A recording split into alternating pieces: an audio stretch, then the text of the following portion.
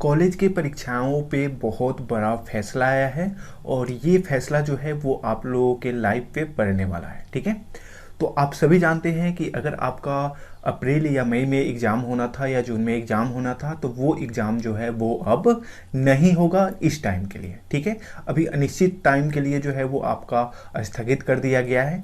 ठीक है, तो ये जब लॉकडाउन ख़त्म हो जाएगा उसके बाद कुछ निर्णय आएगा, लेकिन उस निर्णय के साथ साथ कॉलेज के जो परीक्षाएं हैं उसमें बहुत बड़ा बदलाव हुआ है। तो ये बदलाव कौन सी यूनिवर्सिटी ने की है? तो ये बदलाव जो है वो भीमराव अंबेडकर बिहार यूनिवर्सिटी ने की है। तो इसने क्या बदलाव किया है आइए जानते हैं। बहुत सारे बच्चे जो हैं वो इस बदलाव से इफेक्ट होने वाले हैं। तो ये बदलाव इन ग्रुप के लिए होने वाला है कि जो यूजी के स्टूडेंट हैं, अंडर ग्रेजुएट, जिसमें आपके बीए, बीएससी या बीकॉम के स्टूडेंट हैं, उनके लिए है।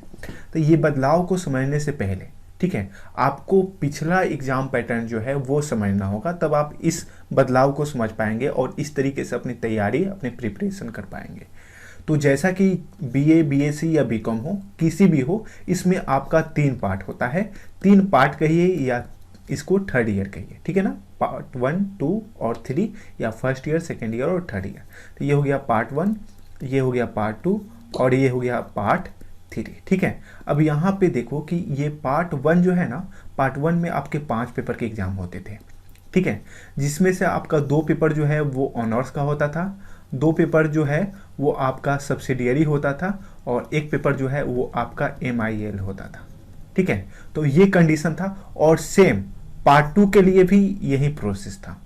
अब देखो बदलाव क्या होगा कि आपको पहले क्या होता था कि किसी भी तरीके से पार्ट 1 में अगर आप ये सब्सिडियरी वाले पेपर में किसी भी तरीके से फेल हो जाते थे तो आपको कर दिया जाता था प्रमोट।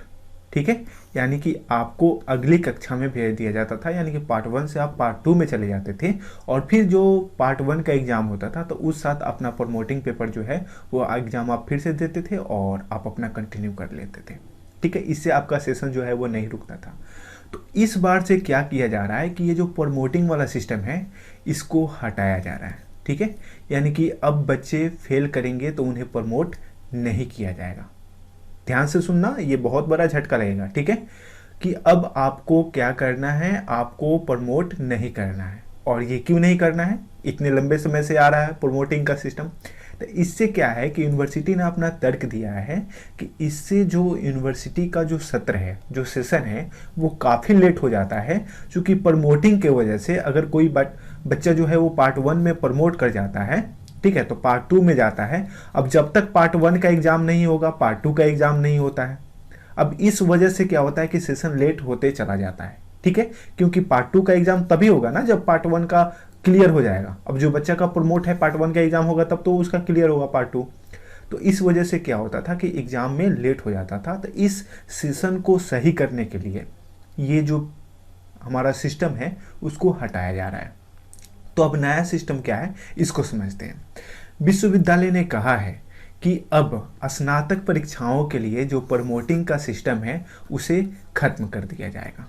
ठीक है, तो अब खत्म कर दिया जाएगा। तो अब मान लो कि अगर कोई बच्चा फेल कर जाता है तो अब वो क्या करेगा?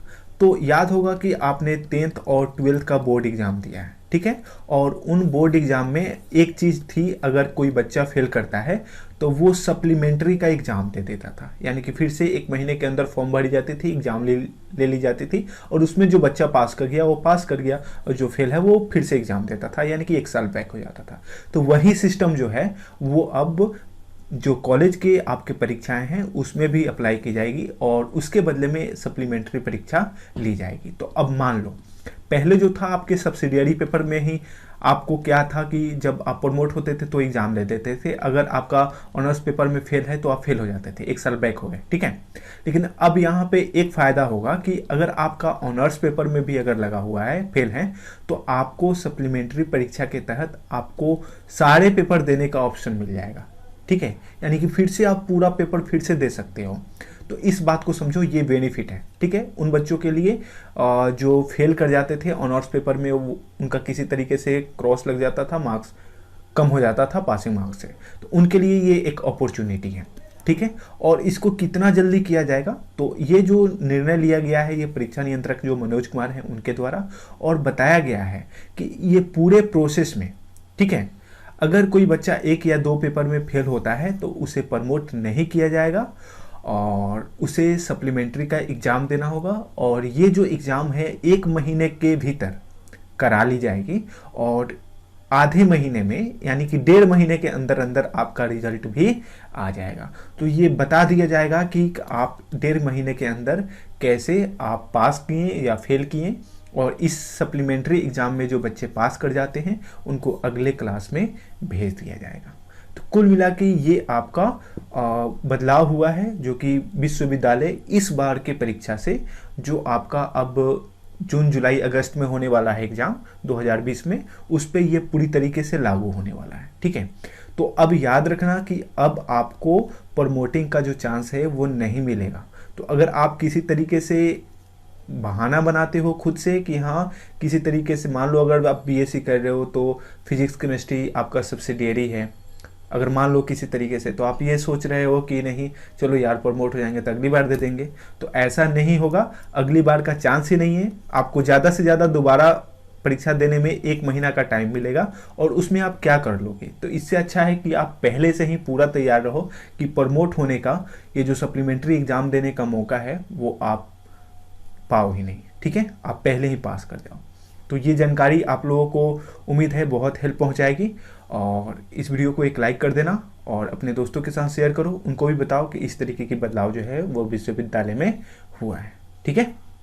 तो इतना ही ये जानकारी आप लोगों तक पहुंचानी थी। जय हिंद।